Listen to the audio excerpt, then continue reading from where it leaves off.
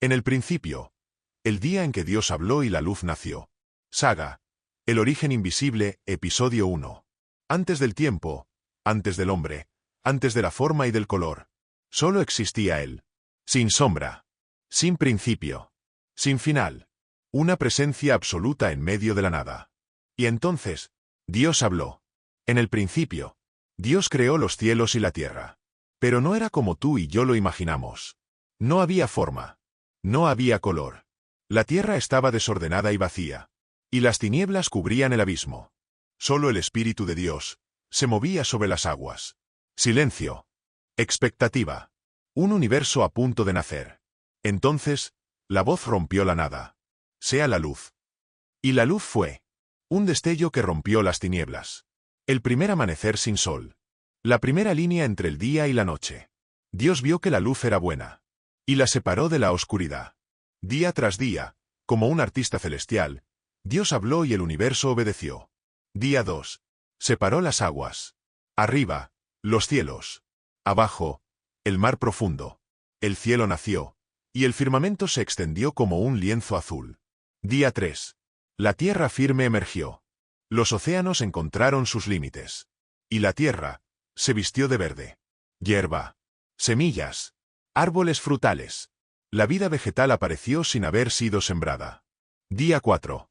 El sol brilló por primera vez. La luna recibió su misión nocturna. Las estrellas se encendieron como joyas eternas, cada una con su nombre, cada una en su lugar. Cambio de tono, más animado, sonidos de agua, criaturas. Día 5. Las aguas se llenaron de peces danzantes. Las aves surcaron los cielos en una sinfonía alada. Dios los bendijo. Fructificad, multiplicaos, llenad los mares, llenad los cielos. Día 6. Los animales caminaron sobre la tierra. Bestias salvajes. Ganado. Reptiles. Cada uno según su especie. Pero aún faltaba la obra maestra. Fue entonces que Dios dijo: hagamos al hombre, a nuestra imagen, conforme a nuestra semejanza. Y Dios formó al hombre del polvo de la tierra. Y sopló en su nariz aliento de vida. Y el hombre fue un ser viviente. Adán. El primero. El portador de la imagen divina. Luego, Dios plantó un jardín. El Edén. Árboles que daban fruto. Ríos que regaban la tierra. Y en medio del jardín, el árbol de la vida. Y el árbol del conocimiento del bien y del mal. Adán caminaba con Dios. Lo escuchaba al caer la tarde. Era el único ser con alma, pero no con compañía. Así que Dios hizo caer sueño profundo sobre él. Y de su costado, creó a la mujer. Eva, carne de su carne. La madre de todos los vivientes. Y así, en 6 días, Dios creó los cielos y la tierra. Y al séptimo, descansó. No porque estuviera cansado, sino porque todo era perfecto. Todo comenzó con una palabra. Y esa palabra aún resuena. Porque si Él pudo crear luz de la nada, también puede traer luz a tu oscuridad. En el próximo episodio, la caída del hombre, el día en que todo cambió. La caída del hombre. Génesis 3, episodio 2 de la saga, el origen invisible. En el corazón del Edén, entre árboles que daban frutos sin esfuerzo y ríos que fluían con abundancia, caminaban 2 seres distintos a todo lo creado. Adán y Eva. El hombre y la mujer. Hechos a imagen de Dios. Puros. Libres. Sin vergüenza. Vivían en comunión perfecta con su Creador. No había muerte. No había culpa. No había miedo. Solo una regla gobernaba su mundo. Del árbol del conocimiento del bien y del mal no comerás. Porque el día que del comas, ciertamente morirás. Y entre toda esa belleza, se escondía algo más. Un enemigo. Una voz. Una sombra disfrazada de sabiduría. La serpiente. Astuta. Antigua. Portadora del veneno que fracturaría la creación. Se acercó a la mujer. No con gritos. No con violencia. Sino con una pregunta. ¿Con qué Dios os ha dicho: no comáis de ningún árbol del jardín? Eva, ingenua, respondió: podemos comer del fruto de todos los árboles, excepto del que está en medio del jardín. Porque si lo tocamos o lo comemos, moriremos. Entonces, la serpiente sonrió con palabras. No moriréis. Es que Dios sabe que el día que comáis de ese fruto, se abrirán vuestros ojos, y seréis como Dios, conociendo el bien y el mal. Una mentira, disfrazada de verdad. Una promesa de poder. Un susurro que hizo temblar la obediencia.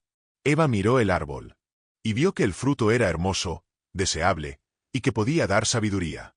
Lo tomó. Lo comió. Y le dio también a Adán. Y él comió. En ese instante, los ojos de ambos se abrieron. Y lo primero que vieron fue su vergüenza. La inocencia murió. Buscaron hojas. Se cubrieron. Se escondieron de Dios entre los árboles. Como si el Creador pudiera ser evitado por ramas. Y al caer la tarde, la voz resonó en el Edén. ¿Dónde estás? No porque él no supiera, sino porque ellos ya no sabían quiénes eran. Adán respondió con miedo. Culpó a Eva. Eva culpó a la serpiente. Pero nadie tomó responsabilidad. Y entonces vino la sentencia. La serpiente fue maldita. La mujer sufriría al dar vida. El hombre sudaría para comer. Y la tierra entera fue maldita por causa del pecado. Pero aún en medio del juicio, Dios habló de esperanza. Pondré enemistad entre la serpiente y la mujer, entre su simiente y la tuya. Ella te herirá en la cabeza, y tú la herirás en el talón. Una promesa velada. Un día, uno nacería de mujer. Y aunque sería herido, aplastaría a la serpiente para siempre. Dios vistió a Adán y Eva con pieles. Alguien, algo, tuvo que morir por su vergüenza. Y luego, los expulsó. Se cerraron las puertas del Edén. Y un querubín con espada de fuego guardó el camino al árbol de la vida. La humanidad había caído. Pero el plan apenas comenzaba. Desde ese día, todos nacemos con una herida invisible. Una separación. Una lucha entre lo que somos y lo que fuimos creados para ser. Pero también desde ese día, Dios prometió restaurarnos. Porque aunque fuimos expulsados del jardín, nunca fuimos expulsados de su historia. Caín y Abel, el primer asesinato. Génesis 4, episodio 3 de la saga, el origen invisible. La puerta del Edén estaba cerrada. El jardín, guardado por fuego. Pero la vida continuó. Adán y Eva, ahora exiliados, comenzaron de nuevo. Y en medio del dolor, llegó el consuelo, un hijo. Caín. Su nombre significaba adquirido del Señor. Eva lo sostuvo con esperanza. Tal vez él sería el Redentor prometido. Y después de Caín, nació otro, Abel. El segundo hijo. Silencioso, observador. Mientras Caín trabajaba la tierra, Abel cuidaba rebaños. Dos hermanos. Dos caminos. Un mismo altar. Llegó el día en que ambos ofrecieron sacrificios a Dios. Caín trajo frutos de la tierra. Abel, en cambio, presentó lo mejor de sus ovejas, las primicias, y las ofreció con fe. Y Dios miró con agrado a Abel y su ofrenda. Pero no miró con agrado a Caín ni a la suya. Entonces, Caín ardió por dentro. Su rostro se torció. Su pecho hervía. La envidia se convirtió en rabia. Y la rabia, en resentimiento hacia su propio hermano. Pero Dios, en su paciencia, le habló. ¿Por qué estás enojado, Caín? Si haces lo correcto, serás aceptado. Pero si no, el pecado está a la puerta. Y te desea. Pero tú debes dominarlo. Una advertencia. Un acto de misericordia. Una oportunidad para el arrepentimiento. Pero Caín eligió lo contrario. Llamó a su hermano al campo. Solo ellos dos. Sin testigos. Sin palabras. Y allí, lo mató. El primer crimen. El primer derramamiento de sangre humana. No por necesidad. No por defensa. Sino por celos. El cielo quedó en silencio. La tierra, no. La tierra gritó. Porque la sangre de Abel clamaba desde el suelo. Y Dios preguntó: ¿Dónde está tu hermano, Caín? Caín respondió con indiferencia: ¿Soy yo acaso el guardián de mi hermano? Pero Dios ya sabía. Y lo enfrentó. La voz de la sangre de tu hermano clama a mí desde la tierra. Maldito seas tú. La tierra no te dará fruto. Serás errante, fugitivo sobre ella. Caín tembló. No por el remordimiento, sino por el castigo. Mi castigo es más grande de lo que puedo soportar. Entonces, una vez más, Dios mostró compasión. Le puso una marca. Una señal. Para que nadie lo matara. Para que incluso Caín viviera bajo la sombra de la misericordia divina. Y así, el primer asesino vagó lejos del Edén, con sangre en las manos y silencio en el alma. Mientras tanto, Adán y Eva tuvieron otro hijo, Set. Un nuevo linaje. Un nuevo comienzo. Porque aunque la muerte había entrado, la esperanza aún no se había extinguido. Caín mató a su hermano, pero fue el orgullo lo que mató su alma mucho antes. Y aún hoy, el pecado sigue esperando en la puerta, deseando entrar. Pero no todo está perdido, porque también hay una voz más fuerte que la sangre de Abel. Una que clama perdón, una que anuncia redención. El diluvio universal, la lluvia que borró el mundo. Génesis 6:9, episodio 4 de la saga, el origen invisible. Pasaron generaciones. Hombres y mujeres poblaron la tierra. La civilización creció, pero también la oscuridad. Y Dios miró desde los cielos, y vio la corrupción. Cada pensamiento del corazón humano era maldad continua. La violencia llenaba la tierra. El diseño perfecto se había contaminado. Y entonces, el Creador habló palabras duras. Borraré de la faz de la tierra al hombre que he creado, desde el hombre hasta los animales, porque me duele en el corazón haberlos hecho. Pero en medio de esa oscuridad, había uno diferente. Noé, un hombre justo, íntegro entre su generación. Y lo más importante, caminaba con Dios. A él, el Señor le reveló su plan. Y con él, haría un nuevo pacto. Construye un arca. Hazla de madera de gofer, con medidas exactas. 3 niveles, una ventana, una puerta al costado. Y Noé obedeció. No por lógica, no por evidencia, sino por fe. Durante años, bajo la burla de los hombres, construyó el arca.